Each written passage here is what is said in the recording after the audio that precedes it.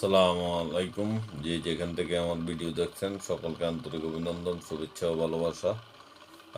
যুগান্তরের একটি রিপোর্ট, অর্থ পাচার মামলায় খালাস পেলেন তারেক রহমান ও গিয়াসউদ্দিন আল মামুন। খবরে বলা হয়, অর্থ পাচার অভিযোগে মানি লন্ডারিং আইনে করা মামলায় খালাস বিএনপির ভারপ্রাপ্ত চেয়ারপারসন তারেক রহমান ও ব্যবসায়ী গিয়াসউদ্দিন আল মামুন। বৃহস্পতিবার 6 মার্চ প্রধান বিচারপতি রেফাত আহমেদের নেতৃত্বাধীন সুপ্রিম কোর্টের আপিল বিভাগের বেঞ্চ এই রায় ঘোষণা করেন।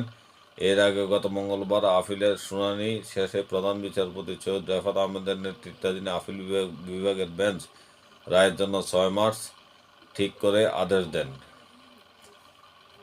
গত বছরের 10 ডিসেম্বর এই মামলায় মামুনের আবেদনের প্রেক্ষিতে আপিলের অনুমতি দিয়েছিল সুপ্রিম কোর্টের আপিল বিভাগ। একই সঙ্গে দণ্ড স্থগিত করা হয়।